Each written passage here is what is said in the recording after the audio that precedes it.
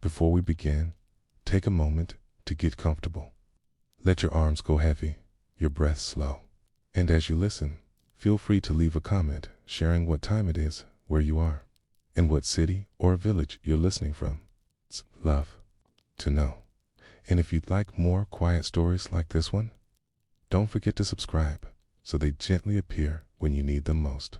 Now, there are rules that no longer survive on parchment, and yet their shadows cling to the spaces where they were once enforced.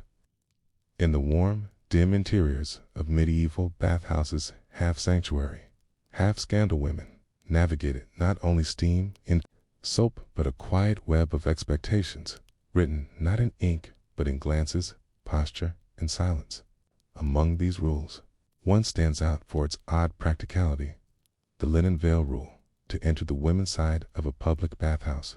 In many medieval towns, especially across the Holy Roman Empire, certain cities in Italy, and parts of the Islamic world, you were expected to wear a linen veil. Not because anyone expected you to keep it on while bathing. That was impossible. The moment you crossed the wooden threshold and stepped into the thick, wet heat, your veil wilted. But that wasn't the point.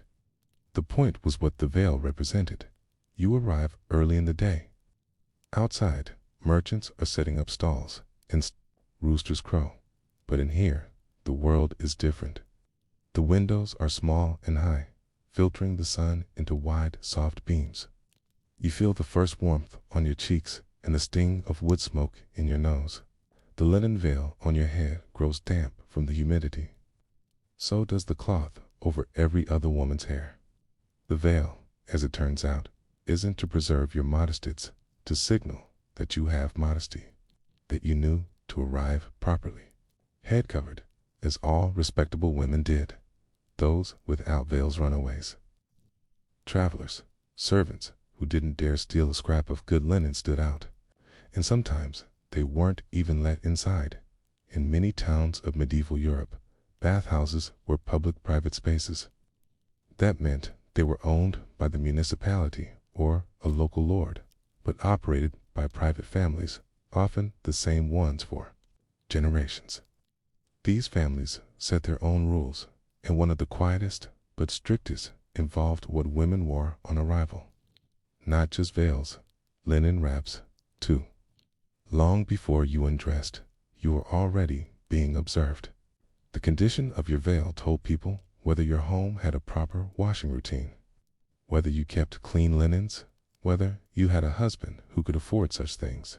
In the town of Neulingen in 14th century Bavaria, city council records mention how certain bathhouse operators kept a linen ledger.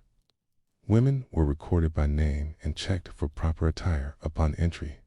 If a woman arrived without a veil or without the expected linen wrap, she could be fined or told to return home. The reasoning given wasn't always religious. More often, it was tied to hygiene and class. A frayed veil implied a frayed life. In the medieval world, feared contagions, both of disease and of behavior. The bathhouses themselves were gender divided, though not always simultaneously. In smaller towns, men and women might use the same bathhouse, but on different days. Wealthier towns, entirely separate wings were built, often with their own entrances. The women's wings were quieter, warmer, and, according to some clerical observers of the time, more peaceful than the men's, save for the whispers. The whispers, of course, were what made bathhouses political. Bathing was never just bathing. It was when women let their hair down literally. You didn't do that outside. You didn't walk through town with your hair unbound unless you were a girl, a widow in mourning, or a woman who had forgotten shame. But here, surrounded by fog, in warm water, women removed pins and let their hair fall.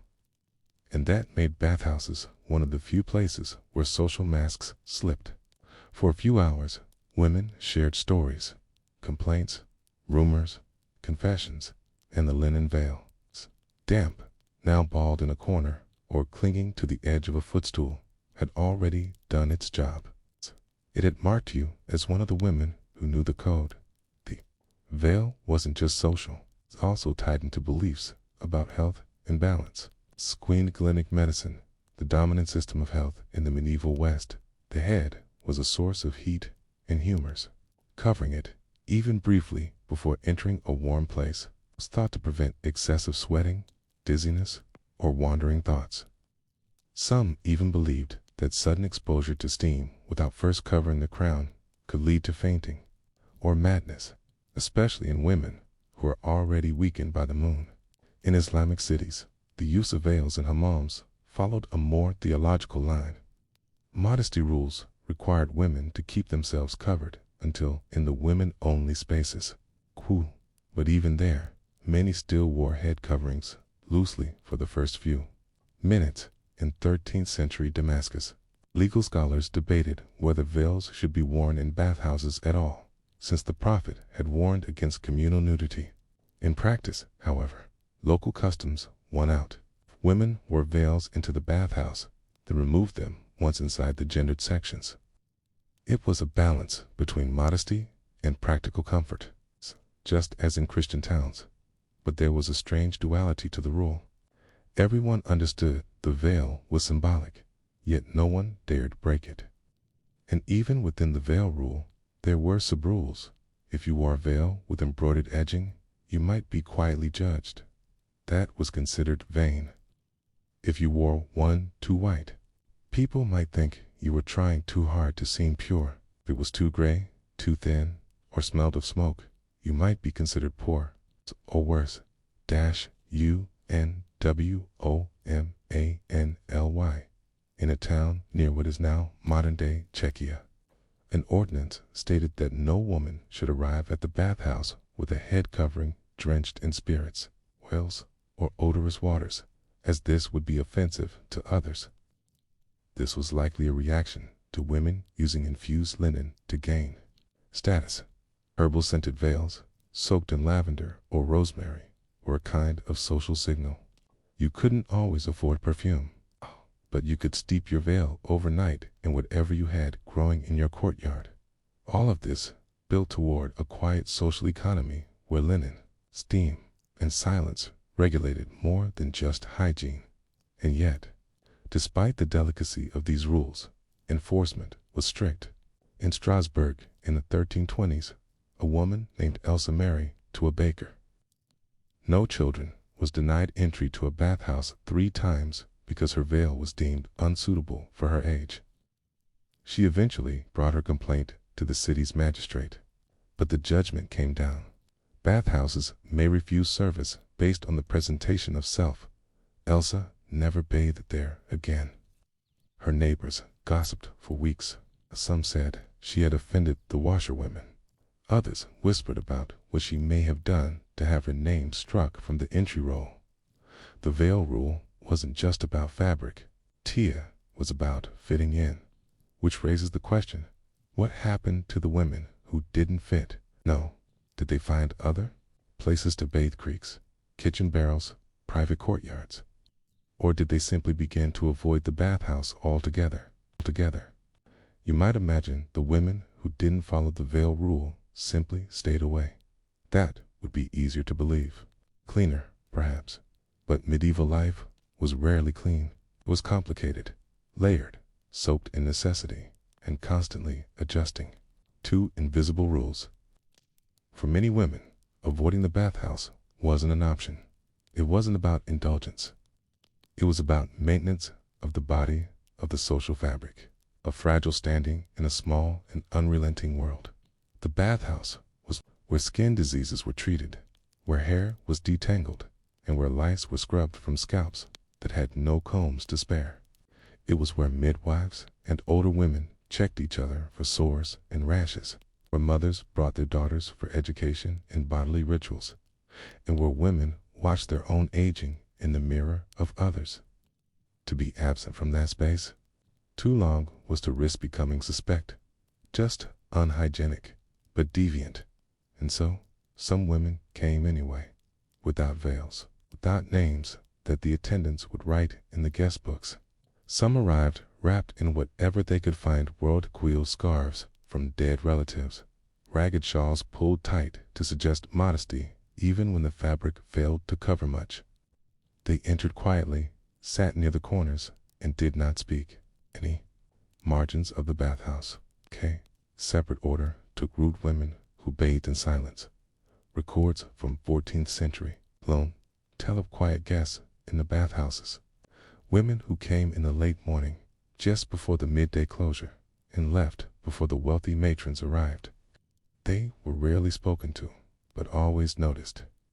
One clerk described them as not exactly beggars, not exactly servants, but outside the veil. Some bathhouse owners were charitable enough to allow them access for free or at a reduced rate, citing Christian duty. Others charged extra, citing their known compliance. There are remnants of their stories, faint but haunting, in a civic ledger from Augsburg, dated 1387. An entry notes the removal of a woman named Magda, who had bathed without veil or payment 3 times. The attendant's note simply reads, silent, rough hands, may be foreign. Another woman, Anna, of the cross street, was let in each week by a washerwoman who claimed she was her cousin. When the washerwoman died, Hannah was barred from re-entry. But not all stories ended in exile in certain towns. Women who didn't follow the veil rule found protection under a curious alliance. Widows. These were women who, by losing their husbands, had also lost the requirement to play by certain domestic rules, no longer answerable to a husband, and often without sons to guard their dignity. Widows banded together. In some bathhouses, they formed informal bathing circles, groups of 3 or more who would reserve a quiet bench or corner, usually by the cold pool or near the herb shelf, and sit together in what was often mistaken for solemnity. In truth, it was defense. A widow could still be scorned. She could be accused of seduction or melancholy, but she could also speak freely in ways that married women couldn't. She could smirk at the veil rule and say, "Who's watching? My husband is in the ground." And in doing so, she created a temporary shield for other women, the ones who had no proper veil or no home in which to keep one. It wasn't just widows, though. Midwives were often exempt from the veil rule too. Not officially, of course, but practically. Midwives in medieval Europe were peculiar figures, revered, feared, and needed. When they entered the bathhouse, they sometimes brought with them women who were pregnant, bleeding, or newly delivered. In such cases, no one asked about linen. The presence of a midwife granted a kind of symbolic, violent understanding that this was not a social call, but a professional necessity. One account from Siena in the early 15th century tells of a woman who had been burned by her husband with a cooking iron. The injury was on her back, and the local healer told her to attend the bathhouse and soak it daily in warm water. She had no veil, but the midwife who accompanied her covered both of their heads with a single piece of cloth, held between them as they entered. No one questioned it. Not all women were so lucky. There were punishments for breaking the veil rule in more severe towns. In parts of Flanders and Burgundy, fines were issued to repeat offenders. In some places, women were forced to stand outside the bathhouse and recite prayers before being allowed in, a humiliating display meant to reinforce the moral codes of the town. The prayers were not always religious. Sometimes they were public declarations of submission to modest ways, written by male scribes who had never set foot in the women's side of the building. In Ghent, a group of women protested this system by refusing to return to the bathhouse, but their absence was quickly noted soon. So were the lice outbreaks. The protest ended when one of the baker's wives was ordered to pay a fine for refusing to bathe during her assigned week. Cleanliness, it turned out, was not only a virtue, but a civic duty. But perhaps the most insidious punishment was gossip. If you entered without a veil, you might leave with your name added to a story, a whispered suspicion that you were not what you seemed, that you had met someone in secret, that you had danced at a festival without your husband, that you had tried to appear younger than you were. Or, worse, that you had once been a prostitute. Bathhouses were places where identities blurred. In some medieval cities, bathhouses had reputations as spaces of sin, not because of what happened there, necessarily, but because of what people imagined could happen. Women disrobed. Water ran over skin. Conversations grew intimate. A visitor from Paris in the late 1300s wrote in a letter home that the bathhouses of Prague were as clean as the churches and twice as confessional. You can imagine what that meant for women who lacked the proper veil. One missing piece of linen, and the assumptions followed. Still, many came anyway, because the bathhouse offered something that linen could not: restoration for a few moments. The rules outside could melt, not disappear, but loosen their grip. You could soak your aching feet, let the heat draw the stiffness from your shoulders. Wash your hair with something other than river mud. Hear a familiar voice across the steam, one that didn't judge or rank you. The body remembered those moments, even when the mind tried to forget them. And sometimes the veil didn't matter. The woman who ran the bathhouse, a washerwoman, and old widow, a healer, might see your bare head and choose not to notice. She might hand you a cloth and say, "Next time, remember," in a tone that sounded more like kindness than reproach. She might even look the other way entirely, but you would still feel it. It's that small, breathless moment between stepping through the door and removing the veil or lacking one, pretending not to care. That second of judgment or fear or defiance, because even in a place built for cleansing, not everyone was allowed to be clean in the same way. So the question lingers: if the veil was just a scrap of cloth, why did it matter so much? And if you dared enter without one, what part of you were you prepared to leave behind? The bathhouse was a place of warmth, but it was not a place of comfort. Not truly. For many women, it offered only temporary relief, a pause in the struggle of daily life, a fleeting moment to feel clean before stepping back into a world that measured them by their appearances, behaviors, lineage, and silences.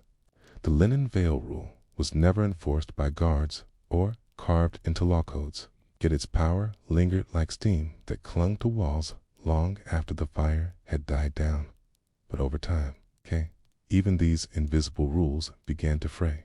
By the end of the 15th century, Europe was changing. Cities grew, guilds rose and fell, and the bubonic plague reshaped the meaning of public hygiene. Bathhouses that once bustled with social and ritual importance began to suffer. In some regions, they were shuttered entirely, victims of disease, paranoia, religious reform, or changing medical beliefs that came to view hot water as suspicious rather than purifying.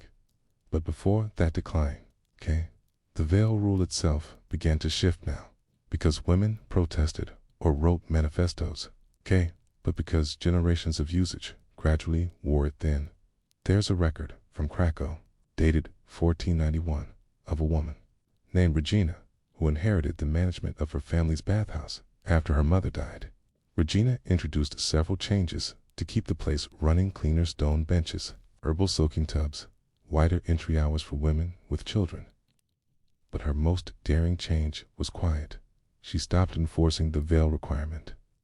Her reason, written in neat Latin by a local scribe, was simple: cleanliness, not cloth, is our concern. At the time, this was shocking. Her bathhouse was boycotted by several wealthy households for a few months. But slowly, word spread. Poorer women began coming more often. The washerwomen whispered that Regina was soft in the best way. A widow who'd been turned away from 2 other bathhouses found refuge in hers. And the community did not collapse, but change wasn't uniform. In towns still under the grip of conservative councils or guild-controlled bathhouses, the veil rule hardened. In some places, it was even written into policy: no female person shall be admitted without proper linen over the head and shoulders. And yet, these same towns often recorded falling attendance at their public bathhouses in the early 1500s. Women didn't stop needing to bathe. They just found other ways. In private homes, barrels were set up near hearths. In warmer seasons, secluded parts of rivers were reserved for early morning immersions. Herbal baths returned to being kitchen rituals passed down quietly from mother to daughter. The veil, once a symbol of belonging in a shared space, turned to being a household item, still carried meaning, but less public meaning. In this quiet retreat, something strange began to happen. The veil gained a new layer of symbolism as a badge of compliance, but as a memory. Elderly women who had lived through both the height and decline of the bathhouse era began to speak of the veil, not as a rule, but as a ritual, something they remembered wrapping carefully around their heads before walking through the city streets. A moment of preparation, not just for bathing, but for entering a space of shared feminine life. In a rare first-person account from a letter preserved in Ghent, a woman named Hilda, born around 1440, writes, in her old age, "The veil was damp. Before I even entered, I remember, but I wore it like a sign. I belonged to the bathhouse, and it belonged to us. Now, the house is closed, and I heat my water alone, but I still fold linen each morning, out of habit, out of memory." It's a veil. Rule had begun as a filter, a way to keep improper women out. But as time passed, it became a relic. And like many relics, it gained a second life in memory, softer, gentler, more symbolic than its lived reality had ever been. Yet, we can't romanticize it too far. The rule excluded many women without husbands, without means, without community. Women labeled unclean for reasons that had nothing to do with dirt. And in the most conservative towns, the veil became a tool for humiliation used to police class, age, and virtue with brutal subtlety. One story survives from a bathing guild in Zurich, where a woman was given a veil of shame for entering without her own. It was a coarse, itchy cloth dyed in uneven colors and hung loosely over her shoulders as she was paraded briefly in front of the bathhouse entrance before being allowed inside.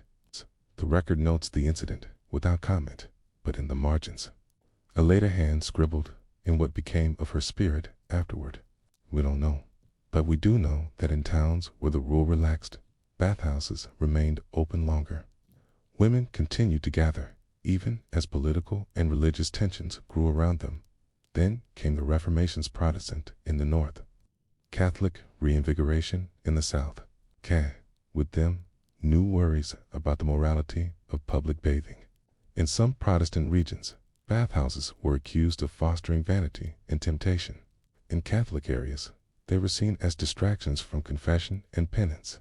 And once again, women bore the brunt of the suspicion. By the 1550s, many bathhouses had been repurposed, turned into dye shops, storehouses, or homes for the poor. The communal bathing culture disappeared, and with it, the veil rule faded almost entirely from public record. And yet, remnants remain in folklore, in embroidery patterns, in poems, in the way grandmothers taught girls to wrap their heads before entering certain rooms, even centuries later. What does it say about a culture that so much of its order rested on a single square of cloth?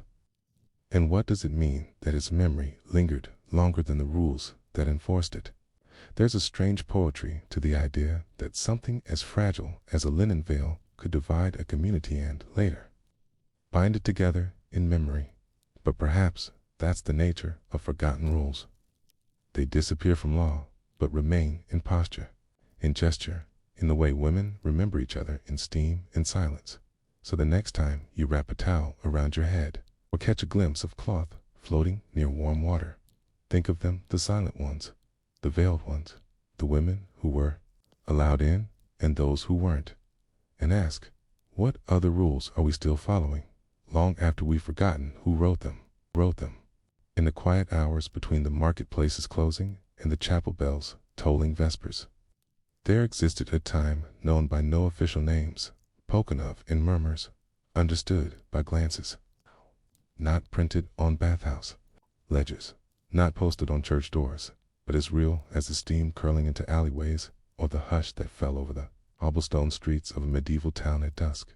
This was the hour when certain women widowed, unmarried, or otherwise edged out of the day's rhythm were allowed to bathe, not in secret, not illegally, but separately, after the merchants' wives had left, after the baker's daughters had wrung the last drops from their hair. The attendants would nod silently and unlock the doors once more. The widows would arrive in twos and threes, their shawls pulled tight, their eyes low, their steps rehearsed. You wouldn't find this hour in every town, but in cities like Bruges, Rothenburg, and Naples, places where bathhouses served as social theaters, it had become a quiet institution. And while its purpose was never officially stated, everyone knew what it meant. Widows were not supposed to linger in public spaces. They were expected to mourn, to pray, to disappear into long skirts and long silences. But their bodies still ached, their hair still grew oily, their skin still chafed in winter, and so they bathed, just not when anyone else could see. It was thought improper for a widow to enter the bathhouse at midday, when laughter echoed off tile walls and young women teased one another with wet cloths. There was too much life in those hours, too much heat.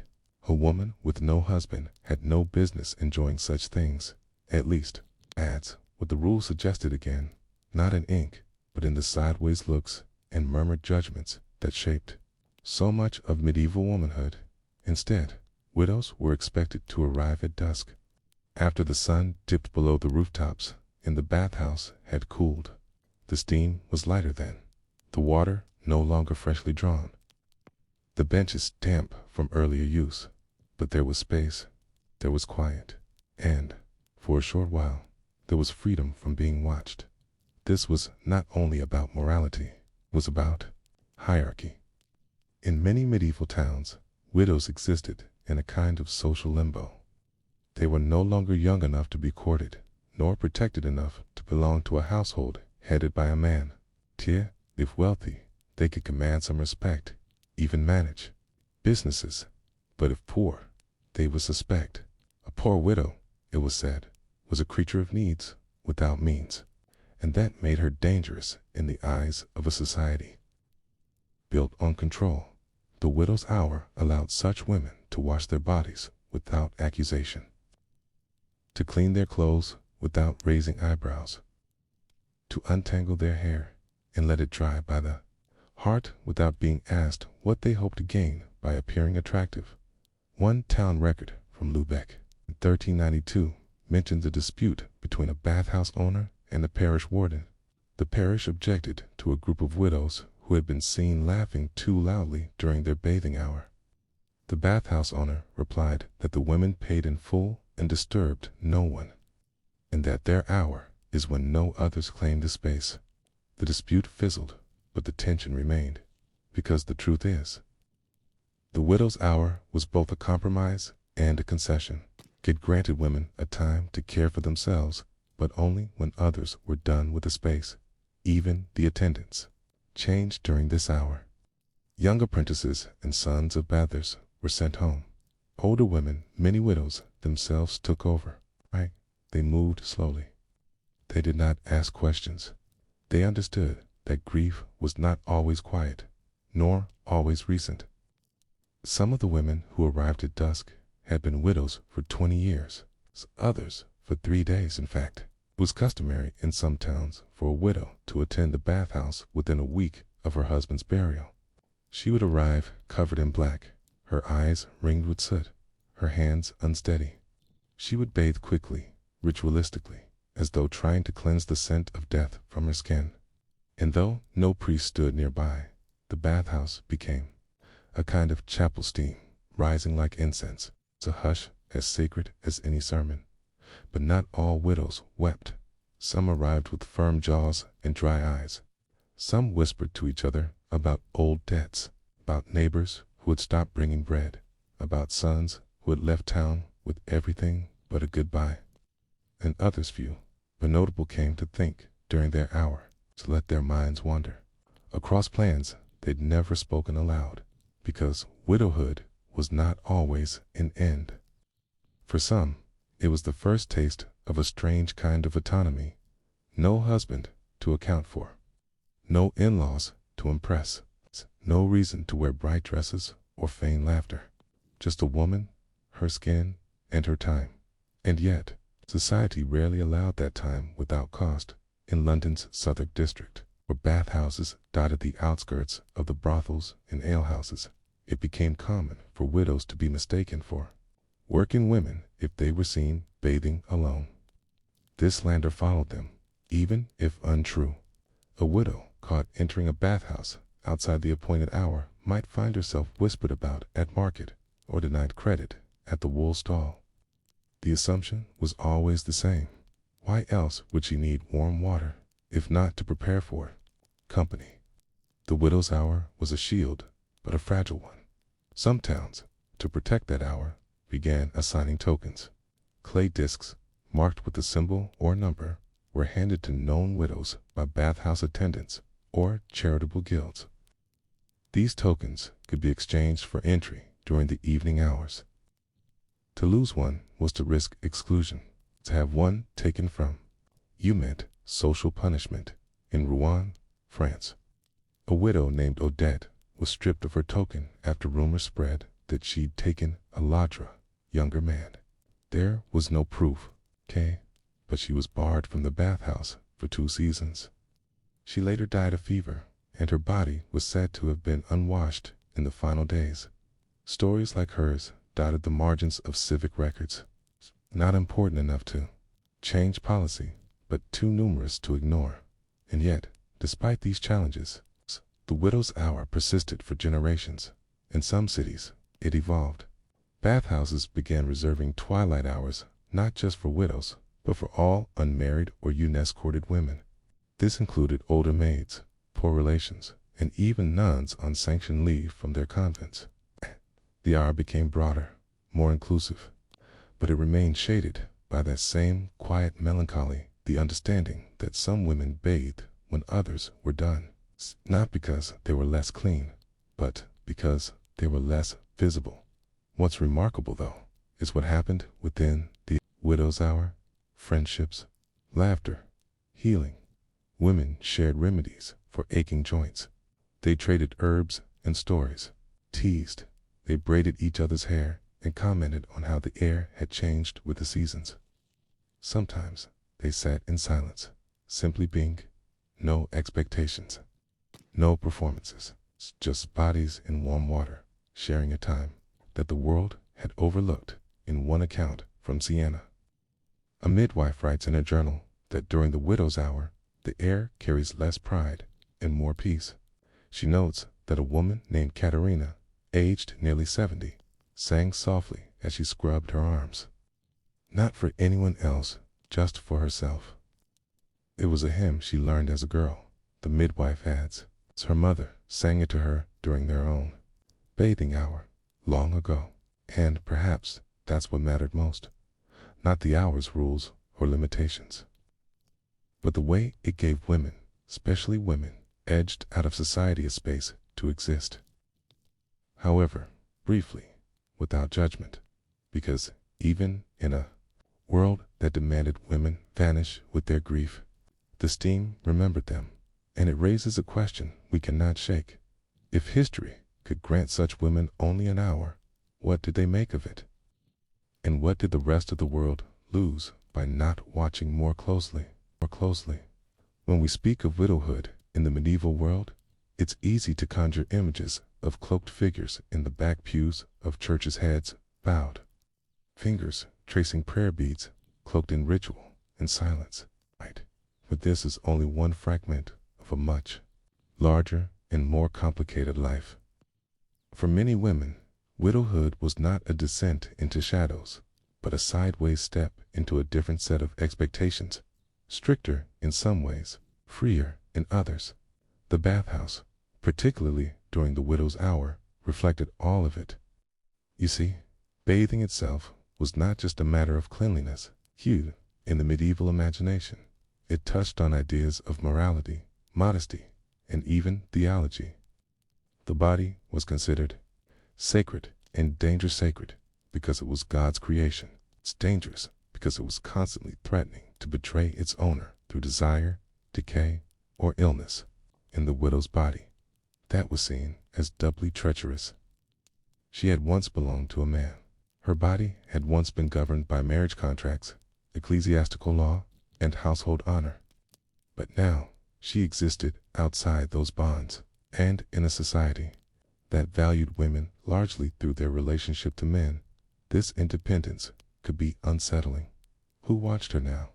Who kept her in line? Who decided if she was still respectable?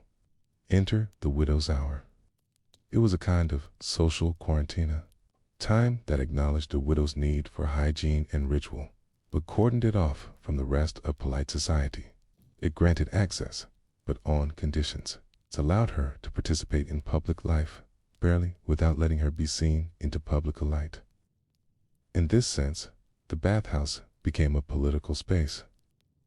Though not run by lords or councils, bathhouses were governed by subtle alliances. In some cities, they were managed by trade guilds, in others by families with long-standing influence.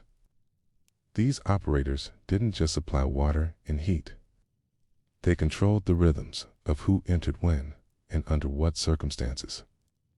And in those decisions, whom to let bathe, whom to turn away, who got the freshest water, who had to sit closest to the door, lay the quiet codes of a community's values. Widows who had wealth, landowning women, merchant widows. Women with dowries held in trust could navigate this space with relative ease. They paid their way. Sometimes they even bribed bathhouse attendants to gain access during more desirable hours, especially if they had female relatives to escort them. A well-dressed widow could still command respect. Her presence at the bathhouse was seen as dignified a woman caring for her appearance in measured, acceptable ways. But most widows were not wealthy. Many were left without dowries, without sons, without land. Their husbands' debts often became theirs. Their homes might revert to the husband's family, particularly in towns where laws disfavored female inheritance. These women relied on charity, widows' pensions where available, or the goodwill of neighbors. And in the bathhouse, they relied on rules like the widow's hour to keep a sliver of access to public life. It wasn't just about bathing. The hour became a kind of gathering and informal council of the overlooked. Women would exchange information about available work, about which parish still had bread to give, about which priest had been kind to widows lately. It became a space of whispered survival. In some towns, this hour was even used by church officials and local leaders who understood the influence of the widow's network. A clever alderman or parish priest might send a message into the bathhouse during the widow's hour, knowing it would reach every hearth by morning. One record from Bruges mentions an alderman's wife who sent word through the bathhouse to widows to discourage local girls from attending a certain fair. She feared the fair's performers, musicians from a neighboring region, were morally suspect. The message reached nearly every house in the parish within 2 days. No official decree had been made, but the widow's network had spoken. This informal power was rarely acknowledged, but often feared, because widowhood, while marked by loss, was also a state of exception. A woman no longer bound by marital rules could sometimes move more freely. She could witness things others missed. She could speak more boldly, especially when older. And she could make the bathhouse her platform, even only for 1 hour, once a week. Of course, there were limits. Social rules were enforced not just by institutions, but by one another. Within the widow's hour itself, hierarchies formed. Younger widows were sometimes viewed with suspicion by the older ones. A woman who still had all her teeth, who wore a hint of color in her clothing, or who bathed too slowly might be whispered about. She still hopes to marry again. that wasn't always a compliment.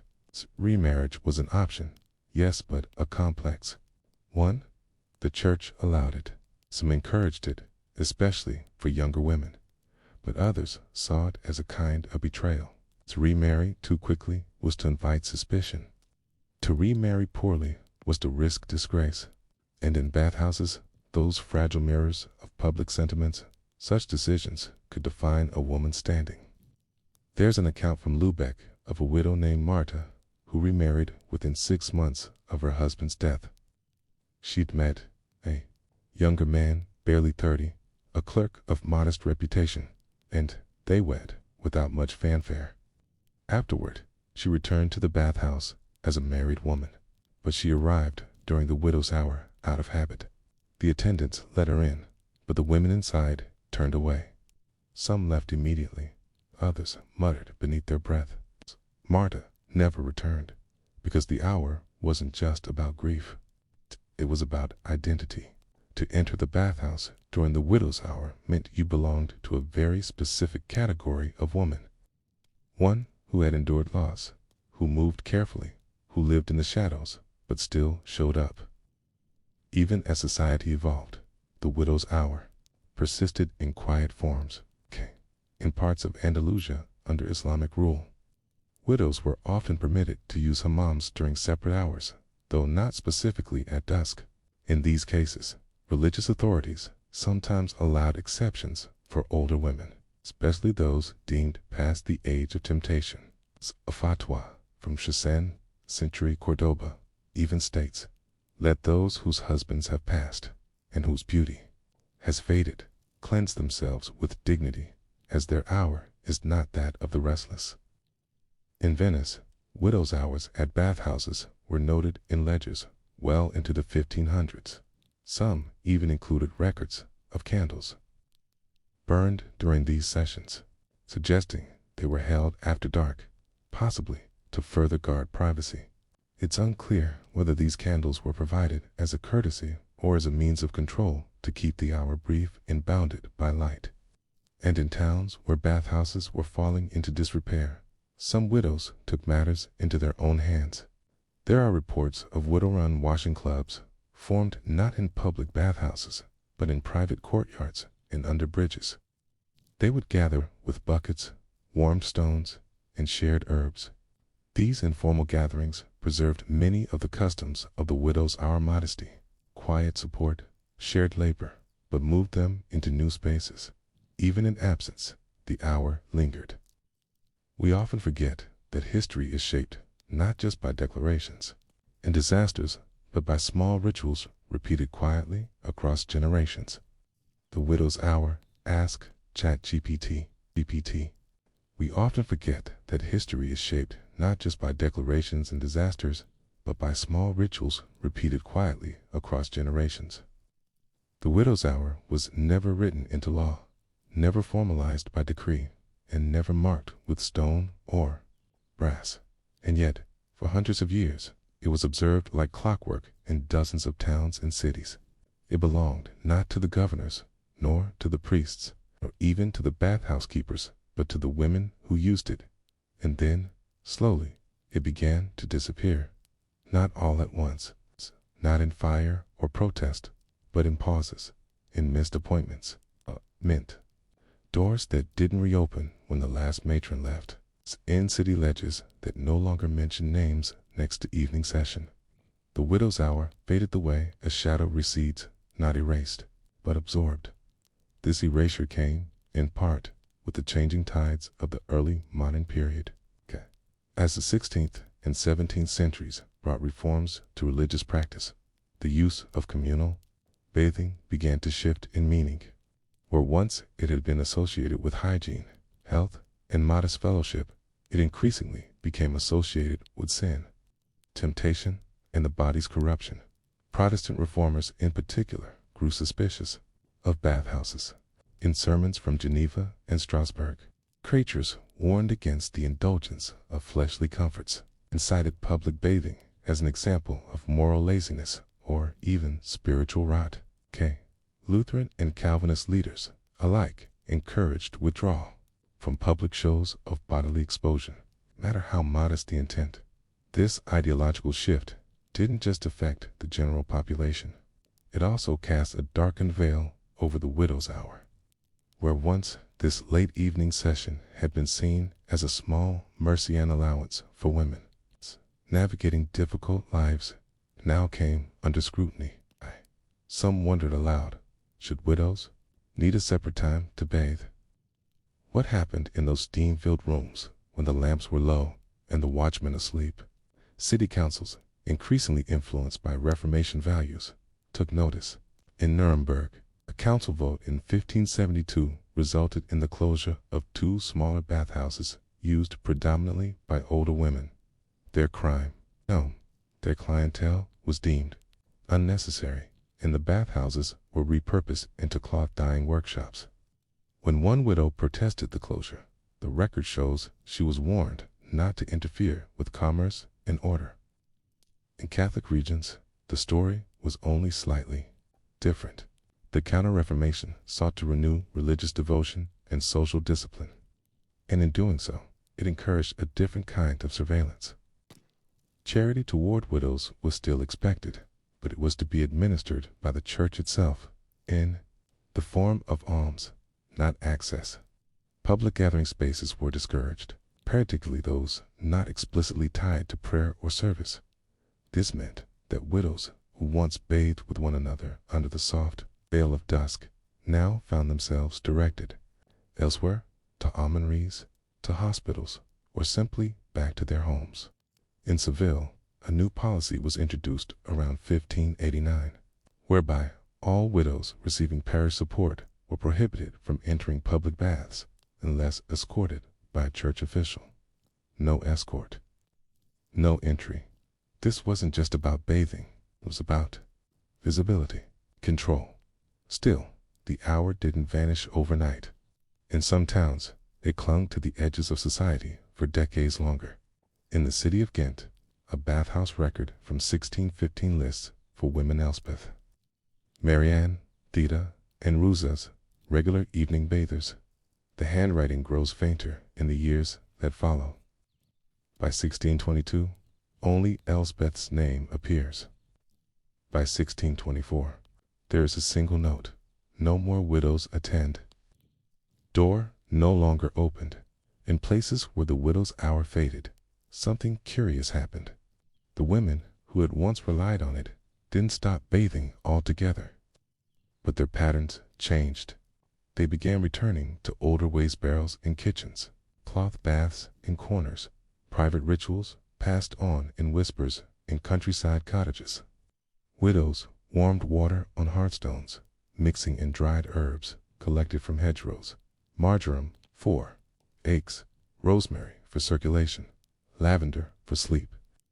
They soaked linen strips in warm oil and wrapped their legs to soften stiff joints. They brushed their hair before an unpolished glass, no longer worried about the judgment of others. There is a letter from 17th century Dorset, written by a woman named Agnes, in which she tells her sister, "The girls say I smell of the forest after I wash.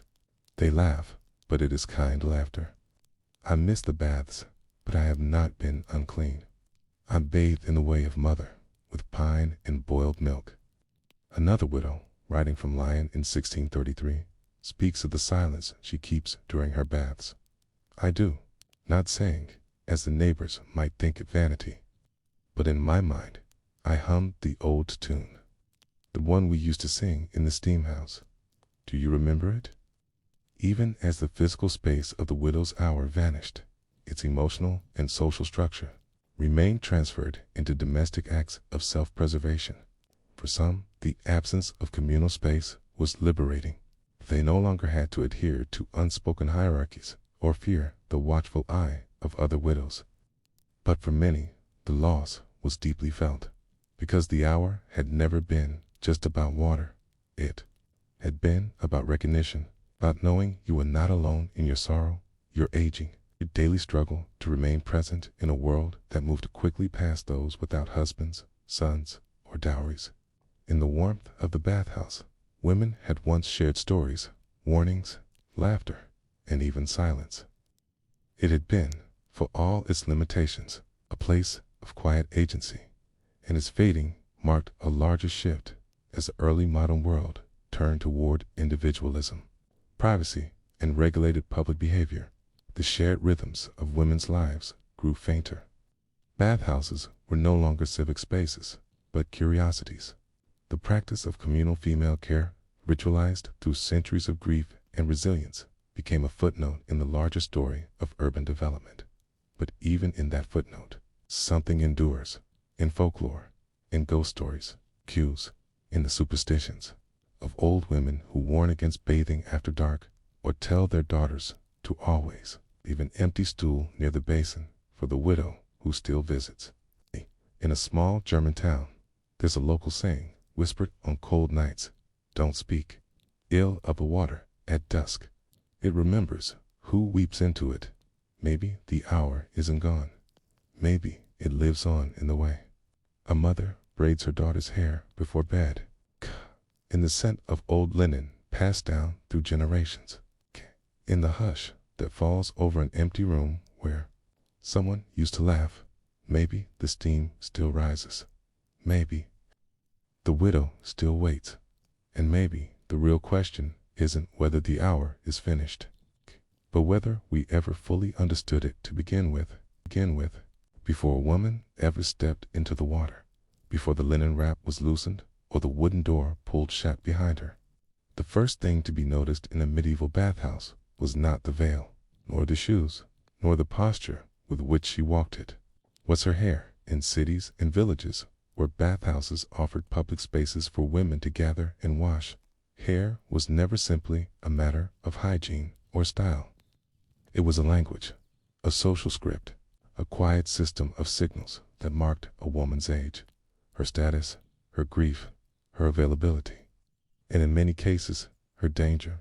And nowhere was this quiet code more delicately displayed than the act of braiding. To braid one's hair was not just a matter of convenience. For centuries across Europe, particularly in the Germanic states, northern Italy, and parts of the Low Countries, braids in the bathhouse operated as a subtle system of communication among women, though the exact meanings varied by region and period. The logic was shared. How a woman braided her hair did not told others how to approach her, or if they should at all. Some braids welcomed conversation, others warned against it. A single, thick plait worn high on the crown often indicated mourning, especially among older women, signaling that small talk should be avoided. Double braids, looped and tucked beneath the linen wrap, could suggest a young bride, while loose, unbound hair, if worn deliberately, often implied either naivete or defiance, depending on who was looking. You can imagine the first few minutes inside the women's section of a 14th century bathhouse in Würzburg. Steam already thick in the air, the smell of boiled rosemary and damp ash wood soaking the floorboards. The bathing pool gurgles quietly in the center. A woman enters, unwraps her outer layer, and removes her veil, revealing a crown of tightly coiled braids. She speaks to no one. She lays her handcloth gently on the warm tile and settles in without making eye contact. The others notice. They do not speak to her. Her braid speaks for her. It sounds strange now, in an age where hair is considered a personal preference. To medieval society, hair was loaded with symbolism, especially for women. It was seen as a vessel for virtue, a container for sensuality, and sometimes a symbol of spiritual danger. In religious art, hair denoted sin or salvation. Eve's long locks became a symbol of temptation. Mary Magdalene's unbraided hair wept over Christ's feet. Nuns sheared theirs to mark their renunciation of the world. And in the bathhouse, these associations didn't disappear, they condensed. Local bathhouse customs dictated that a woman should begin by wetting her hair and carefully loosening any pins or ribbons, but whether or not she rebraided it afterward and how was an entirely separate matter. Some did not braid at all. A woman in mourning might leave her hair down throughout her stay, allowing it to hang loose and heavy, to signal spiritual and emotional disarray. In some cities, this was expected. Others, this was considered scandalous. One record from Nuremberg notes that a woman named Leanne was asked to leave the bathhouse for wearing her hair unbound and perfumed during the ladies' hour, a time reserved for elder matriarchs of the merchant class. The implication, noted by the attendant, was that Lean sought attention unbefitting her station. Perfumed hair was another layer of the code. Rosewater, lavender oil, clove-infused vinegar, these were more than just scents. They were signals. In some towns, a strongly perfumed braid suggested availability for courtship. In others, it marked a woman who had just returned from pilgrimage, where she might have acquired exotic herbs and oils from foreign markets. Either way, the scent told a story. But braiding wasn't only personal, it could be communal. Mothers taught daughters how to part the hair just so, how to twist each segment tight enough to hold without pins. Friends braided one another's hair after long baths. Older women helped younger ones detangle matted knots. These gestures, mundane as they may seem, were steeped in tradition. The type of braid chosen was rarely arbitrary. In parts of Flanders, for instance, a widow might wear her hair in a simple milkmaid twist, wrapping a single plait over the top of her head and pinning it with a bone needle. This style conveyed respectability and restraint, neither flashy nor childlike. A woman recently married, however, might show off a more elaborate braided crown laced with narrow ribbons in her family colors. And if a woman re-entered the bathhouse after a long absence with her hair suddenly worn in a tight, low plait at the nape of her neck, people noticed that because that particular style in many towns was known as the warning braid. Why? Because it meant, do not ask, do not speak. I am carrying something, and I am not here to share it. Women wore it after miscarriages, after beatings, after secret heartbreaks. It was not taught aloud, but it was understood. It required no confession, no performance. Just a braid, simple and low, and a glance from another woman who knew. We don't have formal names for many of these braids. They weren't listed in books or illustrated in the margins of manuscripts. They lived in the hands of women, passed silently from fingers to scalp to mirror. The gestures mattered more than the terminology. The church, of course, watched hair with suspicion. Some religious authorities, especially in more rigid dioceses, warned against excessive grooming in the bathhouse. They feared that braiding could be a form of vanity, or worse, a prelude to seduction. In a sermon recorded in Chartres around 1380, a preacher claimed that women twisting their hair into serpents tempt angels away from heaven. He urged bathhouses to ban mirrors and combs altogether. They didn't, because women needed these rituals. Even in poverty, women braided, even in grief, in illness, in solitude. The braid became a tether to memory, to identity, to lineage. In Jewish communities of medieval Spain, women braided hair on Friday afternoons before bathing and lighting the Shabbat candles. In Slavic villages, women gathered in warm corners to re-braid each other's hair after ritual cleansings for festivals and funerals alike. And in Christian bathhouses, the braiding often took place in the cooling down stage of the hot water.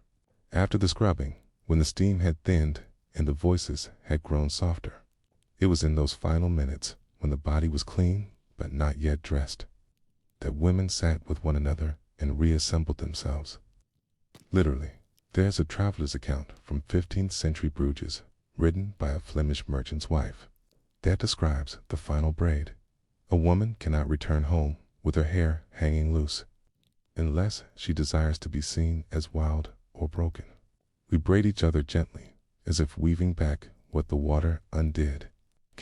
In some houses, women even paid extra to have their hair braided by skilled attendants.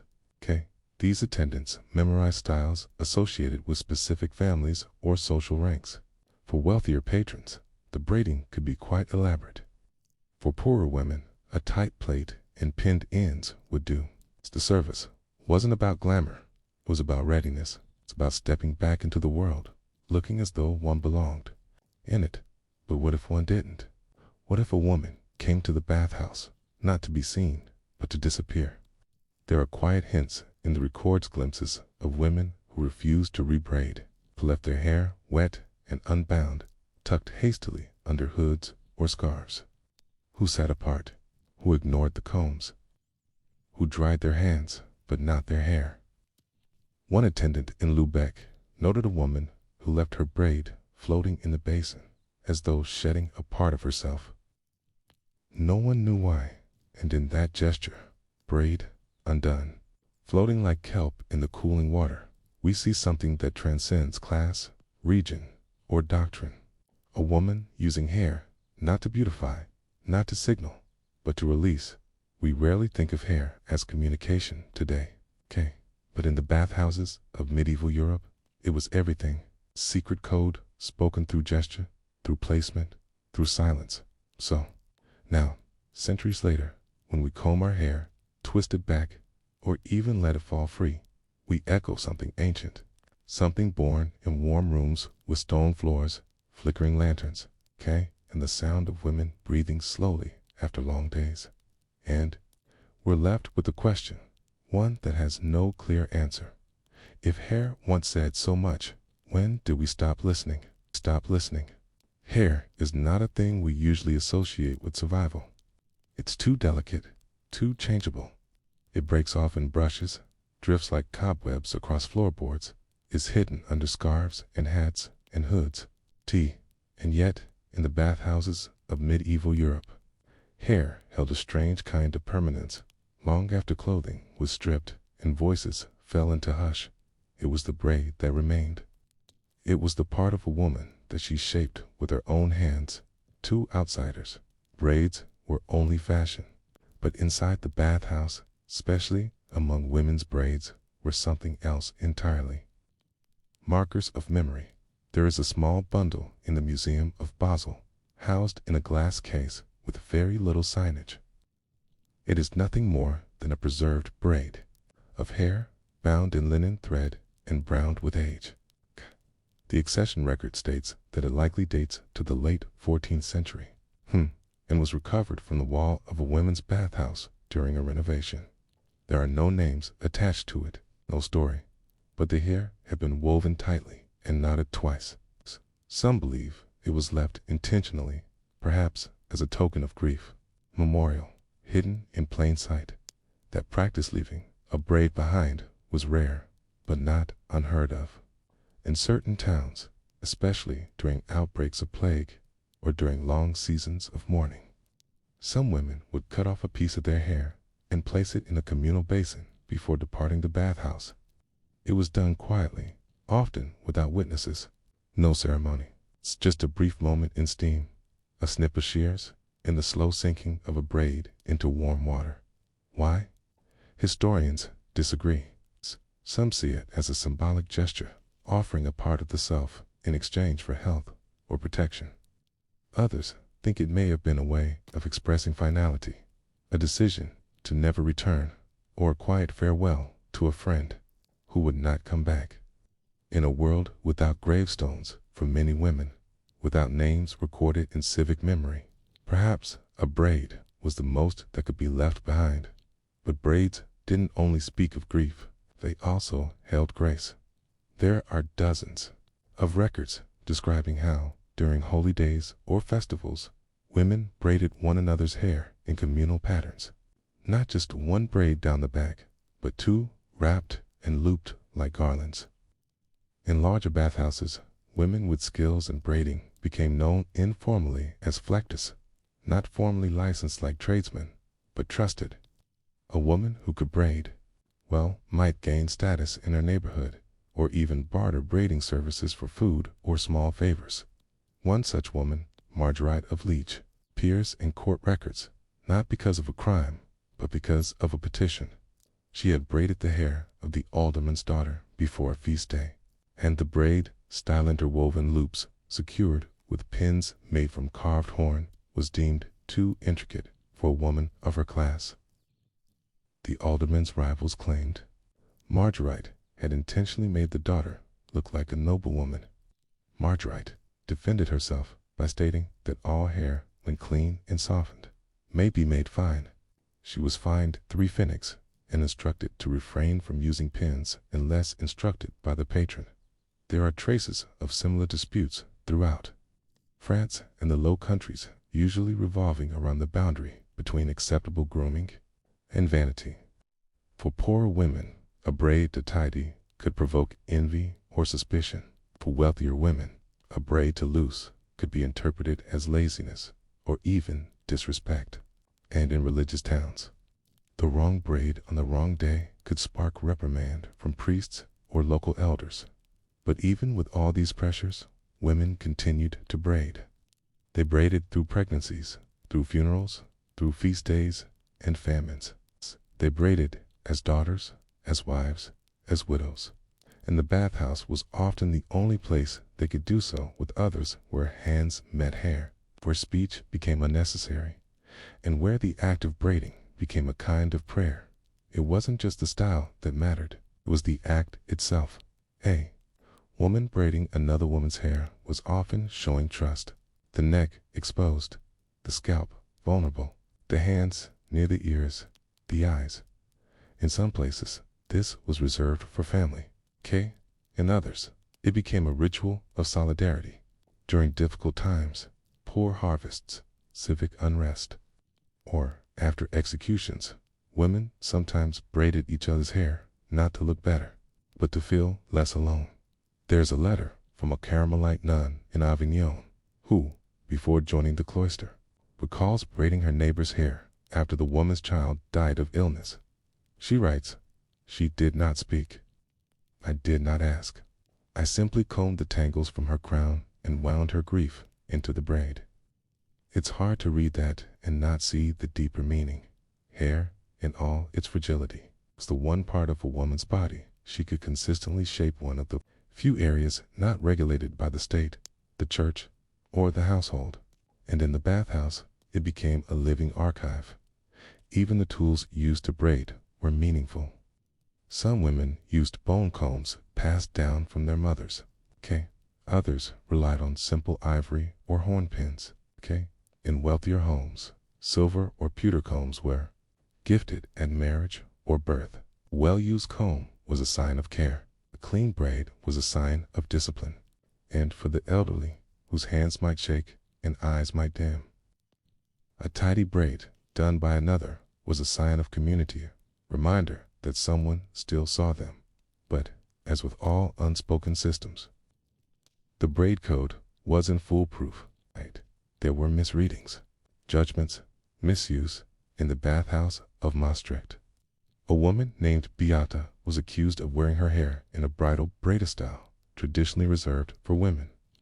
Recently engaged, despite being unmarried, she claimed it was her favorite style, and she wore it out of habit. The other women, particularly the elder bathers, took offense. The incident escalated into verbal confrontation, and Beata was asked not to return for a full season. Report ends with a note: she has no mother to teach her. That line appears again and again in bathhouse records. A shorthand explanation for social missteps. Way of excusing a woman's lack of adherence to custom without fully condemning her, because everyone knew braids were taught down. And in a world where mothers died young, or were absent, or withheld their guidance, the bathhouse became the only place left to learn. In some bathhouses, older women stepped into this role willingly. A woman known only as Old Malda appears in the bath roll of Munster as braid mother to the new girls. She was nearly blind, but her fingers were swift. New bathers, often orphans, servants, or women newly arrived from the countryside, were directed to her after washing. Malda would feel their hair, wet or dry, and choose a braid suited to their face, their posture, their quiet. She didn't speak much, but those she braided were rarely spoken against. There is power in that. A braid is not armor, it cannot stop a blow or shield a heart. But in the medieval bathhouse, it offered something subtler: dignity, communication, a way of saying, I know where I stand, and I choose to show it. And perhaps that's what made the braid so enduring. Not its beauty, not even its practicality, but its clarity. So often, medieval women were made to speak through others, through husbands, priests, fathers, but in the bathhouse, through their hair. They could speak for themselves, which raises a quiet question. If we looked closely today, how we style, hide, color, or cut our hair would, we still find messages waiting to be read, to be read. No braid lasts forever, not even the most tightly woven ones, not even the ones coiled with care or pinned down with ivory teeth. In time, steam loosens everything. Water slides between strands, skin warms and cools. Fingers, softened by herbs and labor, move slower, and slowly, the braid unravels. So too did the unspoken language of hair in the bathhouses of medieval Europe. By the dawn of the 17th century, public bathing had already begun to decline across much of the continent. The reasons were many: waves of disease, changes in religious doctrine, the increasing association of bathhouses with sin, and the rise of new understandings of health that favored dry washing of perfumes and linen shifts over immersion in shared water. The places where women once gathered, half naked but not ashamed, quiet but not silent, were shuttered or converted, turned into storehouses, guild halls, or, more often, nothing at all, and with them the braid code began to vanish. Not immediately. The customs lived on for some time, carried into homes, passed down by mothers and aunts and midwives. But without the shared ritual of public bathing, without the common space where women could observe each other's heads, learn the meanings of twists and partings, copy styles and reinterpret them, those meanings began to shift, blur, then fade. A braid, once a clear signal, became just a braid again. There is something quietly tragic about this, but also something inevitable. All languages that are not written must eventually risk disappearance, toned, and the braid code had always been an oral, visual thing, a gesture between women, a glance, a rhythm of fingers. Still, traces of it remain in the margins of a medical manual from 1611, found in Strasbourg. A note appears beside a recipe for rosemary hair oil. The ink is thin, the writing cramped. It reads, "For the widow's knot, tight over the crown, low twist, no ribbon. For mourning only, not used for weddings." It is one of the last clear references we have to braid meaning as a shared cultural knowledge. The writer assumed the reader would understand, but who, even then, still remembered? There are other fragments, a case in early Protestant sermons from Geneva. In Augsburg, preachers warned against complex plaiting, associating it with vanity, pride, or worse, secret assignations. They spoke as if the braid was a signal, as if everyone listening knew that certain styles meant certain things. But these warnings were defensive, a sign of the preacher's fear, not the strength of the practice. A cultural code at the edge of vanishing always looks most suspicious to those who don't understand it. So what happened to the women? They kept braiding, of course. How could they not? Hair's too persistent. It keeps growing. It tangles in sleep. Must be tied back for work, for heat, for modesty. Even as the communal bathhouse fell away, the rituals of hair continued, just smaller, quieter, moved into kitchens and bedrooms, and behind drawn shutters. The code became private. In some rural parts of Eastern Europe, braids continued to carry. Ceremonial, meaning long into the 18th and even 19th centuries. In Polish villages, a single braid worn over the shoulder still marked a young woman's readiness for marriage. In parts of Ukraine, mothers were buried with braids wrapped around their hands. In Hungary, old women braided herbs into their hair. On saints' days, to ward off bad luck or illness, but the bathhouse braid the one tied after washing. When the air was still soft and the steam smelled of lavender and lied, that braid mostly disappeared. It is tempting to imagine that something was lost, that with the decline of public bathing came the decline of female fellowship, that without the common act of grooming and being groomed, women were left to face their solitude alone. And in many ways, this is true, but not entirely, because the braid, even stripped of its former codes, still remained an act of care, a physical gesture that said, I took time. I remembered how I shaped something out of the unruly dot in the archives of Montpellier. A 17th century midwife's notebook includes this line, even the madwomen.com, when their hair is braided. It binds the wildness. It reminds the hands they still know order. There is no clear statement of what the braid once was. Not a decoration, not just a message, but a tetherous, small act of control in a world that offered women very little of it. And perhaps that is why, even today, braiding remains such a powerful thing. Children sit between their mother's knees. Sisters take turns on school mornings. Strangers offer help on windy days. Something ancient flickers in the gesture, even if the meaning has shifted. The bathhouse, too, is gone.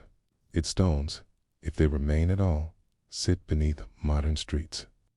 Its echoes are drowned by traffic, or turned into spas, or forgotten completely. But if you look closely, in old paintings, in family photos, in the way someone absent-mindedly twists a lock of hair while thinking, you might still see the ghost of the code. A woman braiding another woman's hair, not for vanity, not for show, just for the quiet rhythm of it, for the unspoken message, you are not alone. And so we return to the question, what did we lose when we lost the braid's meanings? Maybe not everything, maybe not the gesture. Maybe only the part that allowed women to communicate things too dangerous to say out loud, which is no small loss.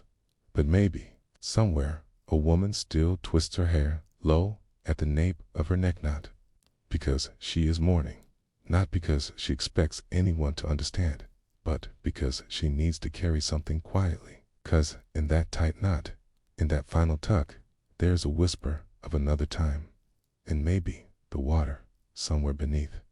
The ground still remembers. Before a woman even entered the bathhouse, her arrival was announced not by her voice or her footsteps, but by the air she carried with her. A faint drift of rosemary, a wisp of myrtle, perhaps something heavier like marjoram or thyme. In towns, where people lived shoulder to shoulder, where fresh air was rare and the stench of work clung to skin like a second garment, smell was not simply a matter of cleanliness. It was status, and for the daughters of soap makers, it was currency. In medieval Europe, the role of the soap maker was oddly ambivalent, both necessary and distasteful. Soap making was a craft, but it was not always seen as respectable. It required handling animal fat, strong lye, and often waste materials. It was smelly, hot, and associated with physical filth, yet it produced the very thing that gave others the illusion of purity. The daughters of these artisans lived at a curious intersection. They were neither rich nor poor. They were often educated, enough to read merchants' accounts, skilled enough to mix herbs, trusted enough to keep recipes secret, but not noble enough to be invited to sit near the hearth of a patrician woman. And when they entered the bathhouse, they carried that same mixture of familiarity and caution with them. Take the town of Bologna, where bathhouse rolls from the late 14th century list several families known for providing scented cakes, to the attendant small blocks of soap infused with lavender, rose petals, or almond oil. These were often donated by soap makers or purchased in bulk by bathhouse keepers. But not all cakes were equal.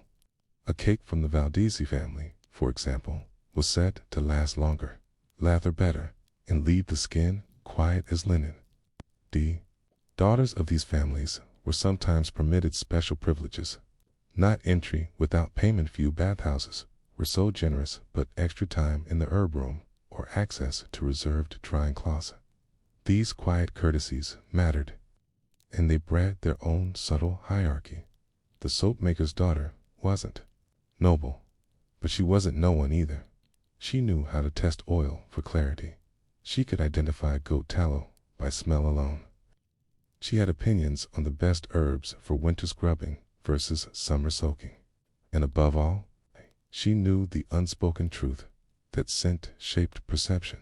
In a world where clean water was a luxury and perfume an impossibility for most, the subtle aroma of soap lingered like reputation. A woman who smelled of citrus was thought to be fortunate. A woman who smelled of lavender, romantic. One who smelled of bay leaf, rich. And one who smelled of plain fat or none at all, poor. Perhaps even suspect. The soap maker's daughter walked into the bathhouse with this knowledge wrapped around her like an invisible cloak. She watched which women sniffed the air when she passed. She listened for the pause in their greetings. She saw the nods exchanged between matrons, and she knew when to speak and when not to. There's a rare fragment of diary from a woman named Eliana, daughter of a Marseille soap artisan, dated 1398. In it, she writes, "I wore the rosemary cake today. Oh, Marta asked to share the seat beside me. She did not ask last week when I wore plain lye." She speaks only to the herbs. Liana understood what her family's work could provide, but also how fragile that favor was. A single misstep, a bad batch, a spoiled ingredient could shift perception overnight. In some towns, when a soap maker's product caused rash or poor lather, the daughters were gossiped about before the father. The implication being, how could she not know? But what happens when the daughter does know? What happens when she not only understands the craft, but manipulates it? That was the case with a woman named Isabella from Siena. Her father ran a modest soap stall in the lower district, but Isabella was clever. She began experimenting with new infusions, drying flowers inside clay pots, heating oil over slower flames, and storing soap cakes in baskets of crushed herbs to absorb extra scent. Her concoctions became popular, not just for their smell, but for what they evoked: a cake of soap that smelled like the prairie garden in spring, another like rainwater soaked in lemon balm, another, still her most famous, like burnt myrtle bark, said to evoke honest mourning and memory. Women came to the bathhouse not just to cleanse, but to feel a certain way. Isabella understood that soap could shape mood, identity, even gossip. Her scented cakes became tokens, traded, gifted, requested. A quest. One was even left as an offering in a chapel, with a note, "For the saint who knew rosemary." Hey, with each scent, a woman could reshape her standing. A girl from a butcher's family might walk into the bathhouse trailing hints of wild thyme and forget-me-not, and suddenly she was someone softer. A merchant's widow could return after 6 months away, smelling faintly of sandalwood, and the others would murmur, "She's recovered." But not everyone welcomed this power. Some women, especially those from older, more conservative households, viewed scented soap as dangerous. It blurred lines, it allowed poorer women to mask their hardship. It let widows smell like brides. It gave power to girls who hadn't yet earned a name. In one town, a bathhouse matron banned scented soap altogether. A reasoning: the air smells too good, the heart forgets itself. It didn't last. Within 2 months, she lost half her clientele, because even in the most rigid towns, women longed for small luxuries. They wanted more than the harsh scratch of lye.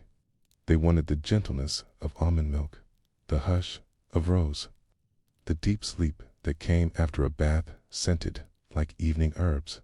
And the soap maker's daughters, like Isabella, like Ileana, became gatekeepers of that gentleness. Still, our status was always conditional. If a soap maker raised his prices too quickly, or used spoiled fats, or refused credit, to a powerful household. The backlash was swift. His daughter, once welcomed in the warm corners of the bathhouse, might find her usual seat occupied, her gifts left unopened, her greetings returned with silence, because scent was power. But power in the medieval world was never without consequence. There's an old saying from Bruges, spoken half in jest: a good-smelling woman forgets to ask permission. It was meant to warn men against trusting perfumes, but among women it carried a different meaning, one that cut to the heart of things. A woman who carried a fine scent was presumed to carry secrets too. Perhaps about who gave her the cake, or why she chose that particular blend, or whether she meant to be noticed. The bathhouse, thick with steam and memory, held these secrets gently. It let them rise, mingle, and fade. And the soapmaker's daughter, she walked through it all, sometimes invisible, sometimes luminous. Always watched, because even when she said nothing, the air around her told a story. So we are left with a question. In a time when women had so little control over their place in the world, what did it mean to smell like something more? And what happened to those who tried? The air in the bathhouse didn't just carry steam. It carried identity. That was the secret the soapmaker's daughters understood best. A woman might whisper, or wear humble linen, or never raise her eyes above the ankles of those around her. But if she stepped into the room trailing marjoram and citrus oil, the entire social order shifted. Just a little. Just enough to remind those watching, this woman carries something with her. Not wealth, perhaps, but intention. And in the medieval world, intention was dangerous. Scent had always mattered, though rarely spoken aloud. Even physicians believed it had meaning. Theories of the four humors connected smell with health. Rosemary, said to sharpen the mind and keep melancholy at bay, was encouraged for older women and widows. Thyme, believed to warm the blood, was said to invigorate women after childbirth. Frankincense was sacred, but expensive. Most could never afford it. Soapmakers, though, knew how to stretch scraps and fragments, crushed petals, soaked rind, rainwater infused with fennel to make illusions of richness that clung to skin for hours, to make poor women smell noble, or lonely women smell loved. Isabella, daughter from Siena, who had once been scolded for creating soap too clever for her station, understood this deeply. She had learned early that scent could reshape perception in a way words never could. She began testing variations in secret, one mix of bay and vinegar that mimicked the scent of rain-soaked stone, another of dried rosehip and goat milk that smelled faintly like new parchment and warmed leather. She recorded no recipes. The art was not in the measurements, but in the waiting, the turning, the watching. She once wrote on a piece of parchment, found years later behind an old shelf, "Soap is not only for the body, it is for the story a woman leaves behind in the air." And what stories those scents told. In the bathhouse, certain combinations sparked whispering. A woman who arrived with the rich, heady scent of honey and crushed almonds might be asked, quietly, if she had remarried. A girl who usually smelled like parsley and river clay might show up one week smelling of clove and musk. And the older women would glance at one another and raise an eyebrow, not out of malice, but out of caution, because smell wasn't just identity. It was history. It marked change, and nothing in the bathhouse went unnoticed. There is a record from Mantua of a young laundress, Amelia, who was dismissed from her post after she was caught with a small shaving of black soap, a rare preparation used only by noble women. She claimed it had been given to her in thanks. The mistress insisted she stole it, but what unnerved the household was not the theft. It was the implication, that Amelia had taken the scent of someone else and worn it on her skin, that, even briefly, she had made herself into something other. Soap could do that. Let a woman step into another life for the length of an afternoon, and some did. A quiet pattern emerged in bathhouses across cities like Lubeck, Bruges, and Naples. Women who bathed in the final hours of the day often chose stronger scents, more earthy, more deliberate. Not the delicate perfumes of the merchant's wife or the noble daughter, but the deeper smells: juniper, sage, animal fat, steeped in cedar ash. These were women who wanted to keep the scent until morning. Some were courtesans. Others were widows, avoiding questions. Some, perhaps, were neither, only women who wanted to carry something of the bathhouse home with them, for the daughters of soap makers. These were the most telling customers. They weren't always the ones who paid the most. In fact, many bartered, offering thread, lace, dried apples, or secret news in exchange for a single cake. But they asked the most questions. Will this fade before the bells ring? Will my child cough from the smoke? Will he notice if I wear this instead of that? These questions weren't about the soap. They were about survival. Isabella, like others in her position, learned to answer them without answers. A nod here, a whisper. Sometimes just a hand placed gently over the other woman's, and a quiet, "Use this one." It wasn't business. It was a pact. But there were risks in times of unrest, plague years, famine years, years when guilds feuded, or when clergy cracked down on what they called excessive vanities. The soap maker's daughter was often first to be questioned, not just about the soap, but about the women who had bought what, who smelled like whom, who came in quietly with bruises on their wrists and asked for something that stings. In Rouen, one soap maker's apprentice was taken in for questioning during an investigation into an affair between a merchant's daughter and a tavern keeper. The girl had been recognized by her scent, honeyed lemon, and dried elder, a unique preparation from the shop where the apprentice worked. Under pressure, the apprentice gave up the recipe. The merchant's daughter was married off within a month to a cousin in another city. The tavern keeper vanished, and so the soap makers grew more cautious. Some stopped naming their soaps at all. Others began to make batch blends, vague mixtures sold under simple names, like for the hands or for daily washing. The daughters still knew what was in each one, of course, but the labels grew silent. Isabella resisted this for a time.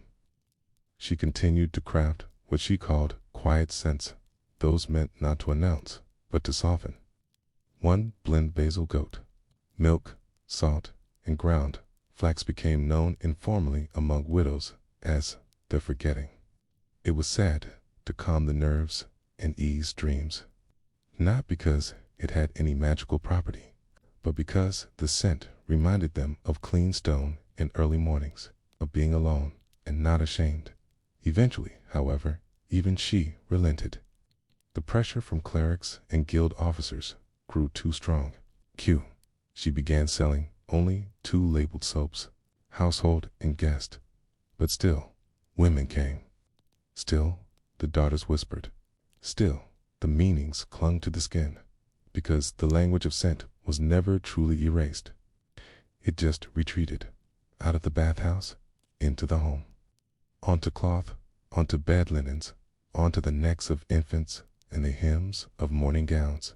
And even after Isabella was gone, her records lost, her shop turned into a cobbler's stall. Some of her soaps survived, found in the belongings of widows, tucked into chests of midwives, left at the feet of saints. One cake, earthed in the wall of an old granary, was tested centuries later. It contained trace elements of rosemary, olive oil, burnt orange peel, and most curious of lashes from fig bark. The blend was unfamiliar, not written down, but unmistakably deliberate, a scent for someone who wanted to be remembered. So what does this all mean? It means that in a world where women's voices were rarely written down, their presence still lingered, not in ink, but in the air, in the scent left behind when they stood and walked away, in the soap traded between fingers, in the small cakes, wrapped in cloth and carried home to bathe children, or grieve quietly, or prepare for one night that might change everything. And maybe that is the question we are left with. I have sent was power, tease, and the soapmaker's daughter held it, however. Briefly, what else might she have shaped if she had been allowed? It was only water. That's what everyone said. Just water and heat and a bit of lye or ash. Sometimes goat tallow. Sometimes olive mash. Mundane things, household materials. Things peasants had access to. Yet, in the right hands, soap was a kind of time machine. A clock you wore on your skin. In the bathhouse, though barely mentioned in chronicles or sermons, became a temple to memory, because washing was never just about cleanliness. In the medieval world, to bathe was to remember, or to forget, and, for many women, those two things were dangerously intertwined. There is a letter inside, undated, discovered, pressed inside a ledger from a merchant's widow, that reads only, "I scrubbed him from me 3 times. Still, I woke with his scent in my hair." That's all it says. But it says everything. Soap was a ritual, one that women across class and language performed, not just for hygiene, but for the erasure of burdens they weren't allowed to name. It was said in some circles that a good washerwoman could heal better than a physician. Not because she knew anatomy, but because she knew where the pain lived. Under the arms, behind the knees, along the collarbone, where bruises might not yet bloom, but already burned. The soapmaker's daughter, especially one raised in the heart of the trade, knew this intimately. Isabella had no formal education, but she learned about the world from feet. She sat beside women and scrubbed their ankles, their heels, the tender webbing between toes where dirt told stories. She could tell if a woman walked mostly indoors, or if she knelt often. She had stood long hours selling cheese, or knotted her legs under a stool sewing buttons that her husband took credit for. The smell of the body changed with each story, and Isabella came to know them all. Some women she bathed without speaking. Others came not for soap, but for listening.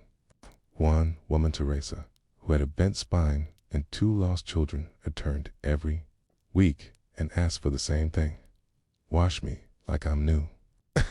And Isabella would nod. No questions. It was a phrase that caught on in corners of Siena, Palermo, and even distant Antwerp. Some soapmakers began calling a certain blend nuova, or nova in a Latinized fashion, mixture of sweet flagroot, barley starch, old rose petals, and aged fat, when rubbed into the skin, gave the faint smell of a rain-drenched courtyard, a blankness, a beginning. What's remarkable is that many women never asked what was in it. They just asked what it did. Det. Een. Answer, whispered between rinses and drying cloths, was always the same. "It makes you new." Of course, this terrified certain men, not because they feared soap, but because they feared the women who returned from the bathhouse. Changed. Not bolder, not louder, just quieter in a way that unsettled, like someone who had mourned something in secret or left something behind. One chronicler monk named Odilbert from near Roog wrote, "It is troubling. It's the way some women return from the bathhouses with a different gaze. They speak less, but their silence is thick as ointment.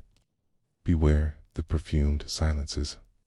He meant it as a warning, but women read it as a compliment. Silence was an armor, and scent was the polish that made it shine. Isabella's fame grew not through wealth, but through that quiet reverence. Even women who could never pay in coin came to her with bits of news, or scraps of food, or gossip from the bishop's kitchens. She traded in whispers and oils.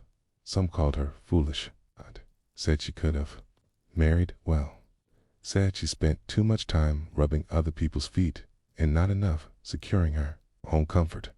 But comfort was not what she sought. She was seeking freedom, not for herself, but for the women who had none. One bit of winter records suggest the year was 1321. Isabella created a soap that made almost no scent, just a faint trace of beeswax and boiled wheat. It wasn't pretty. It left a mild residue, but it did something else. It made a woman smell like nothing. In a world where a courtesan might be tracked by her perfume, a wife might be accused because a man smelled lilac on her collar. Scentless soap was a kind of cloak. It offered invisibility, not from the world, but from assumptions. Those who used it said they felt oddly lighter afterward. Not just clean, but untraceable. It was called Peldaka, skin of water. It was never sold, only given, wrapped in dull linen, with no mark, passed by hand, quietly. A gift between women.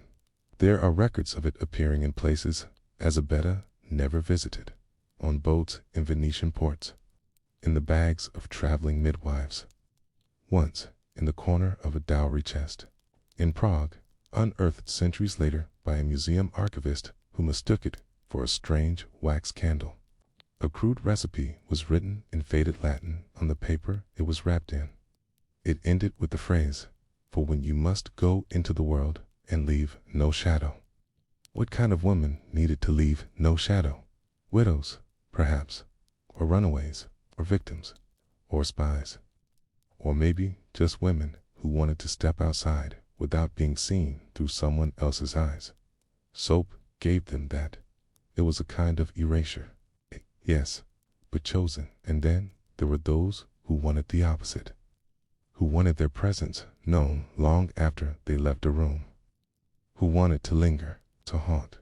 For them, Isabella made a blend called Remenir, to stay. It was sharp. It burned slightly.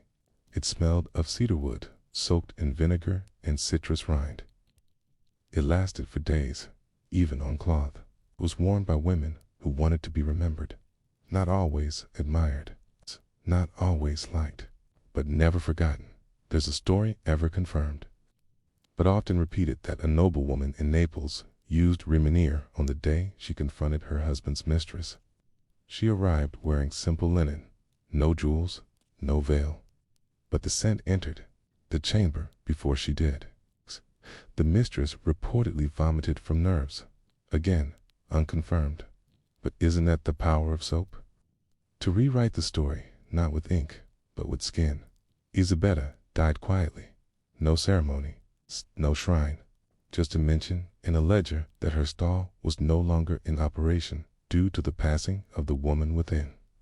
But her blends lived on, passed through generations, not as products, but as memories.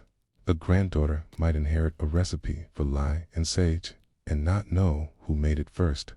A young woman might carry a crumb of beeswax and barley, soap in her bodice, without knowing its name, but the feeling it gave the clean blankness, the sharp permanence that lived.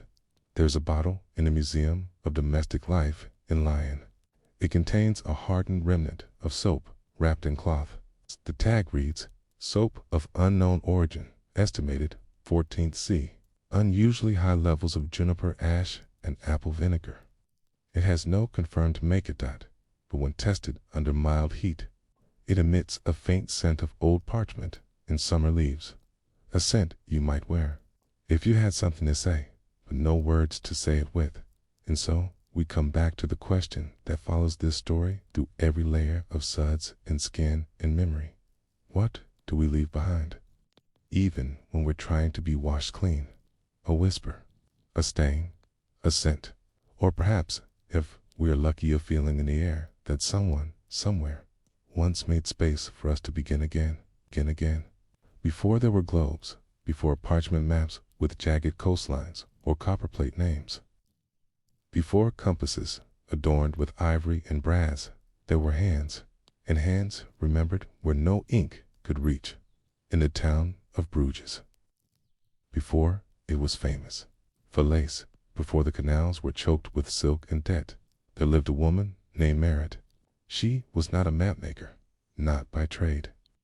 She had never held a compass or counted a nautical mile. Prachi could trace every path her husband had taken with a thread dipped in wine, dragged across her kitchen table like a scar, because maps, real ones, were not born in towers or universities. They were born in kitchens, in silence, in worry. Merritt was the wife of a wool merchant, though few remembered his name. He was gone for weeks at a time, then months, then a year, then came back with strange colors in his coat and debts stitched into the hem. He brought her nothing, not beads, not bolts of silk, not even an explanation. Salt in his beard and ghosts in his cough. They said his ships went far, past the pillars of Hercules, whispered to Tunis. Others guessed Sardinia. Merritt never asked, because she didn't need to. Every time he left, she marked a day on a strip of fabric. Not with numbers, she didn't write, but with knots, one for each morning he was gone. She stored these strips in a small chest, and over time, they multiplied. Pale blue wool for his spring journeys, deep russet for winter. She kept them wound into little coils and stacked them like seashells, quiet records of absence. In time, these strips became her measure of distance, not in leagues or latitude, but in loss. When he didn't return one winter, no one was surprised. The sea was cruel then. A merchant lost in the Mediterranean didn't cause scandal. He caused silence. But Merritt did not mourn in the usual way. She did not wear black. She did not burn her marriage linens or clutch at the relics of saints. She simply took out all the strips of knotted wool, laid them across the floor, and stared at them. She noticed something. Each coil, when unwound, traced a shape, sometimes a curve, sometimes a crisscross, She remembered how long each voyage had taken. She remembered what rumors followed after what ports he might have docked at, what letters never arrived, and slowly, like fog lifting from a harbor, a pattern emerged. Merritt began to lay her strips over a large woolen cloth, one she'd once made to protect their bed from winter frost. But instead of warming flesh, it now served as a canvas. She tied the travel strips to it, weaving them into curves and paths. The pattern wasn't decorative. It wasn't beautiful. It was functional. A rough map, one only she could read. Each thread was a guess, a memory. This curve? Possibly Valencia. That strange loop, storm delay near Corsica. The long strait, a merchant's route through Gibraltar. She had no ship, no cartographer's chart, but she had time and grief, and that was enough. The widow's map, as it came to be known, was not meant for the eyes of others. It was personal, a tapestry of absence. But women talk, and word got out. A neighbor, whose son had been press-ganged onto a vessel bound for the Canary Islands, came to Merritt. She had no map, no address, just a memory of the ship's flag and a desperate hope. Merritt listened. She asked questions. What season? How many men aboard? What kind of cloth did he wear the day he left? She took these fragments and considered them against the tapestry.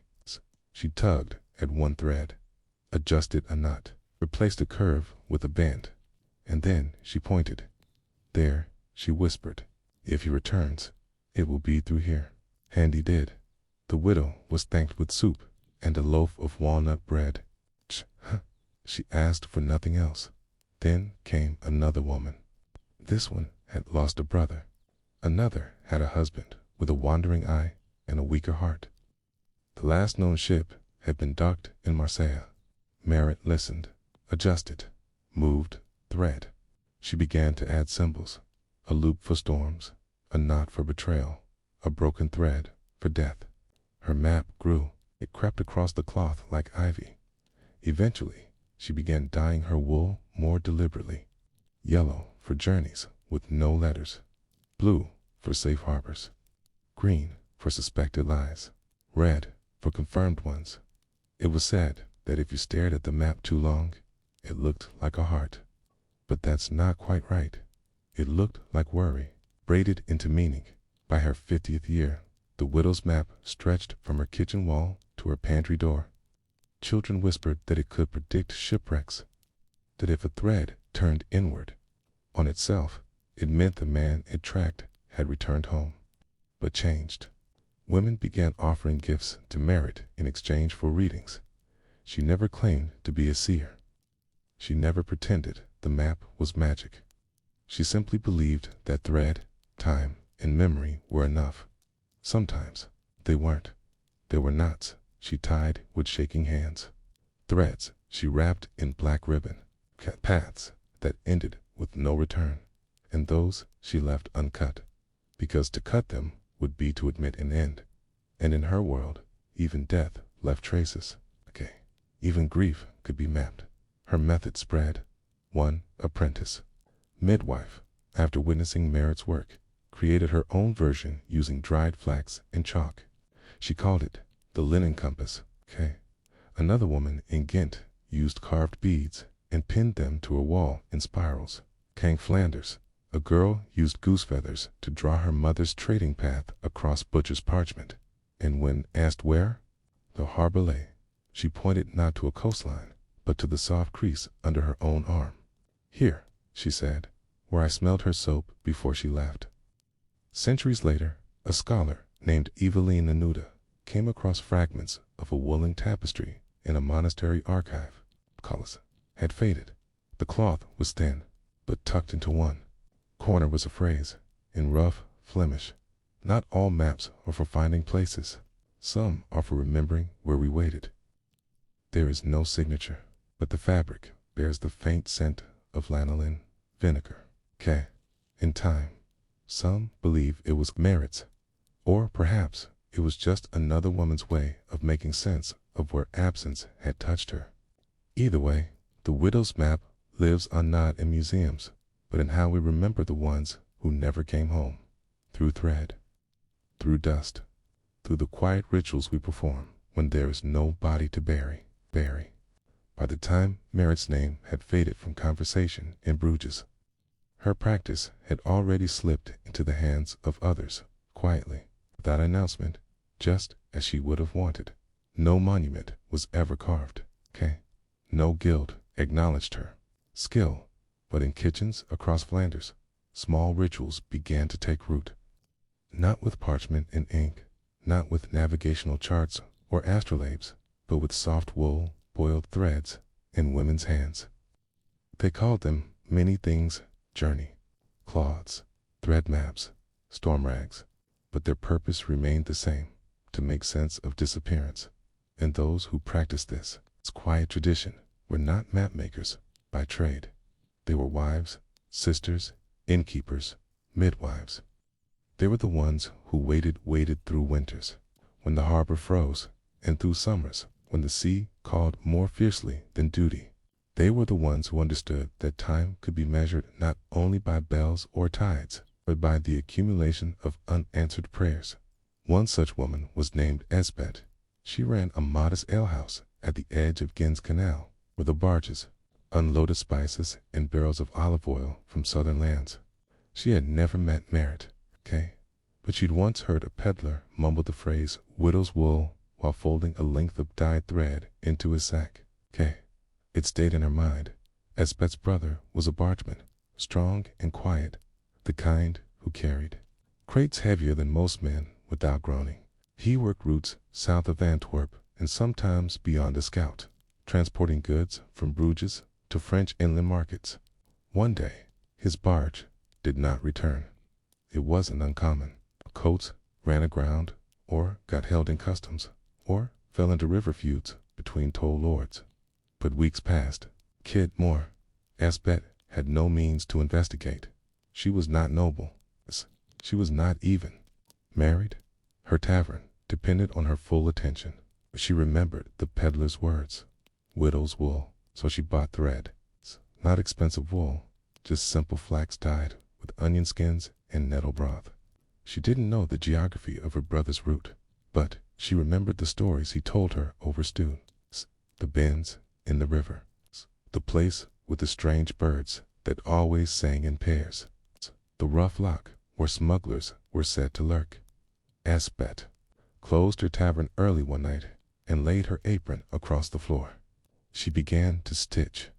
Not words, not a portrait, just impressions, curves and arcs and knots, one for each stop, one for each memory.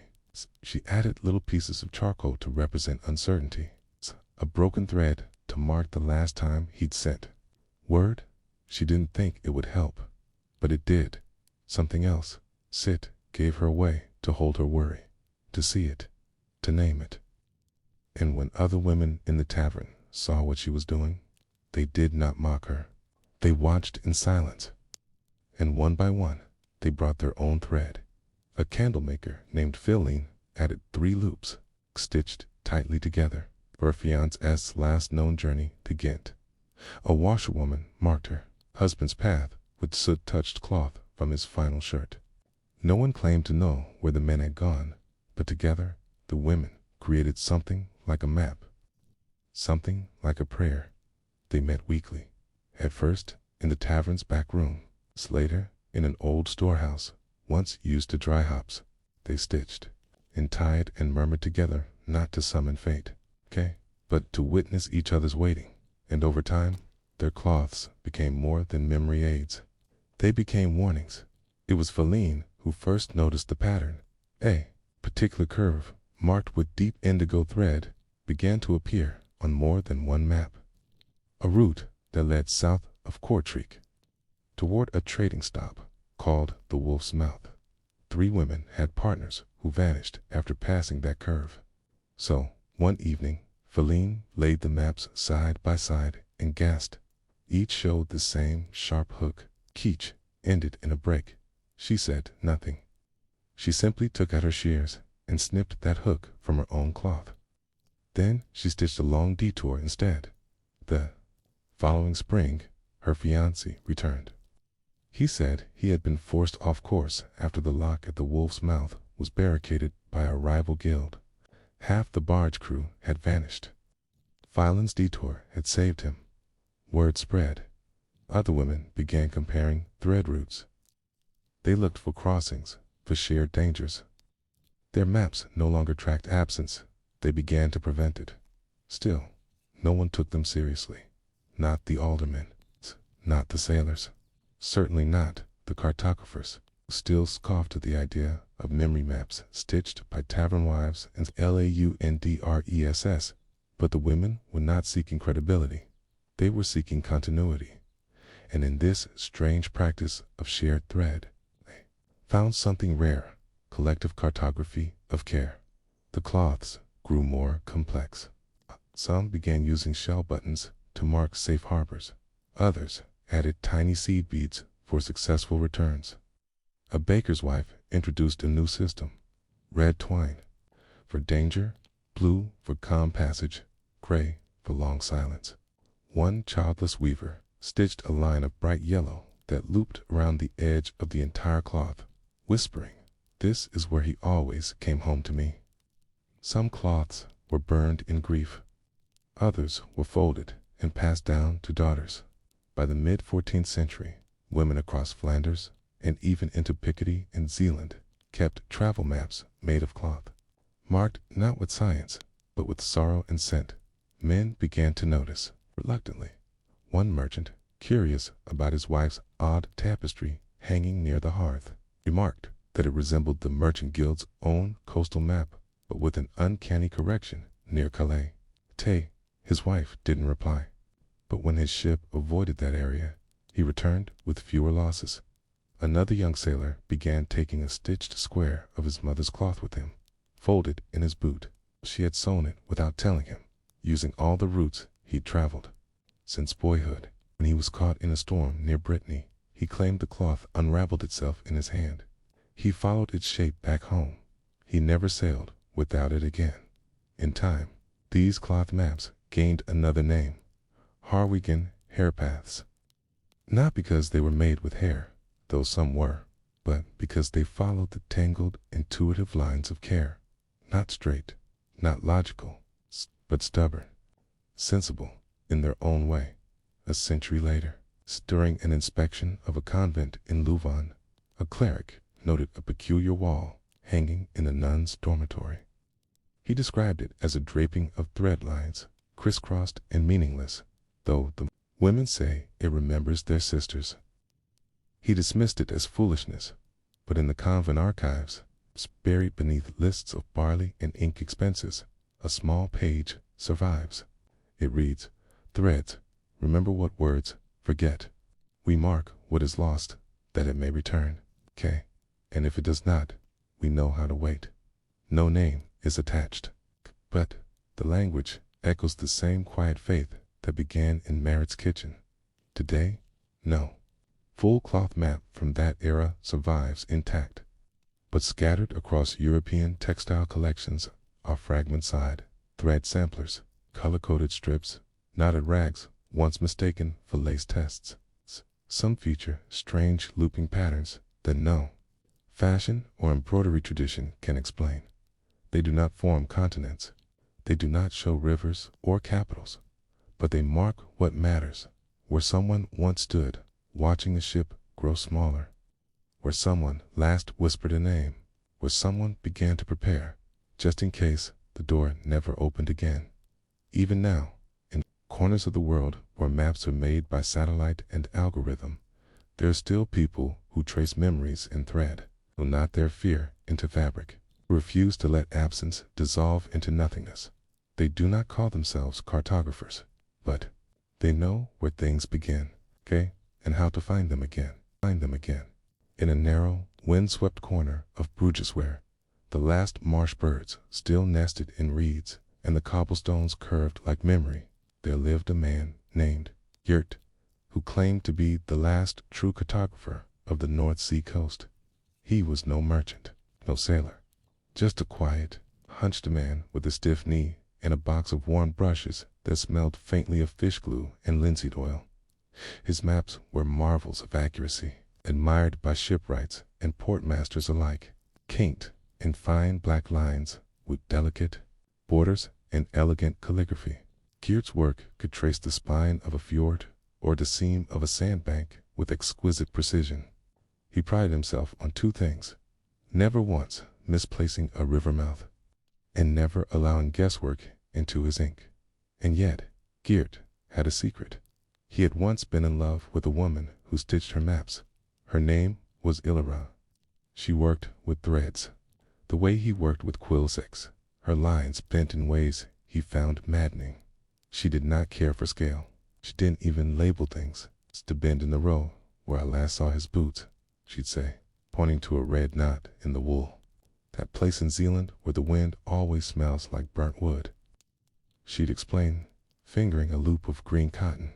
Geert thought it all nonsense, but he watched her. Watched the way her fingers trembled when she stitched grief into the edge of a shawl. Watched how she never cried, only looped thread again and again, as though silence could be pinned in place by enough effort. They met once, properly. In the winter of 1394, she brought him a bowl of eel stew at a market stall, then asked him if he knew where the boats from Mechlin had last made safe harbor. He quoted her coordinates. She nodded and left. He later found a scrap of cloth tucked into the bola circle of blue yarn, stitched so tightly it puckered the linen. He kept it. Years passed. Their paths crossed occasionally, him delivering maps to the harbor master, her carrying bundles of mended sailcloth. Once, they sat beside the same hearth at an inn while rain lashed the shutters. He offered her his bread. She tore it in half, smiled, then vanished the moment the storm broke. He never touched her hand, never kissed her. When he heard she had died during a famine year, nursing someone else's child, he stopped mapping for nearly 12 months. He did not attend her funeral. There was no funeral to attend, but he visited the house where she'd once lived, found it shuttered and forgotten, and left a scroll there wrapped in sealskin, inked with a map of a coastline that no longer existed, the water level having since swallowed it. That was the last time Geert made a map for someone who would never see it. From that day forward, his charts became colder, sharper, more precise. He measured coastlines in fractions. He inked only what he could prove. He prided himself on purity. And yet, in his private drawer, beneath the compass tools and brass dividers, there lay a crumpled cloth map, stitched by Allura, half burned by candle ash, edges browned from time. It was labeled in her handwriting just once. "Here is where we wait." He never showed it to anyone, but as years dragged on, he began to notice something strange. Some of the harbor captains stopped requesting his updates, not out of disapproval, but because, they said, they had alternative sources. A tea pressed. They smiled vaguely. A friend, a neighbor, someone who knows the weather better than a chart. One captain even waved away Geert's title corrections with a laugh. "My wife warned me before the water even changed. She had a dream and a thread in her apron. That's all I need." Geert bristled. He began to wonder if the stitched maps had returned, perhaps not in the Allura's hand, but in others. New ones, quiet ones, thread lines drawn not by ink, but intuition. He began to investigate, in secret. Of course, he started visiting washing courtyards and communal wells, pretending to deliver dried fish or sell paper scraps. He watched the women there, listened, and what he found made his bones ache. They were still stitching, not all, not openly, but in hidden circles, in cupboards, inside the hems of mourning cloaks. They stitched the roots their sons and husbands sailed. Achaia, they sewed protective loops. Some even buried thread maps beneath floorboards to keep the house anchored while he's away. One said. Geert was furious and curious. He tried to warn the Port Guild. They're spreading false data, he muttered to the secretary. Unmarked, unverifiable information. The secretary blinked. And yet, their boats return. Yours sometimes don't. Geert said nothing after that, but one night, in the privacy of his kitchen, he unrolled Allura's scorched cloth and studied it again. This time, something struck him. One of the stitched curves of lilac-colored thread that formed a strange, uneven spiral lined with the coastal formation recently revealed by erosion. A small bay, previously undocumented, now emerged near Ostend, sheltering dozens of fishing boats during rough weather. Geert had no way of knowing this bay existed when Allura stitched it, yet she had. His hands trembled. Over the next year, he began collecting discarded cloth maps, from alleyways, from market trash, from stalls where old rags were sold as potholders. He began cataloging them, translating the thread into ink, comparing their shapes to new coastlines, sandbars, correlations. The women had mapped not the land as it was, but as it was becoming, the land as feared, the land as remembered, the land as longed for. These were not charts of geography. They were maps of emotional geography, of trauma, of return.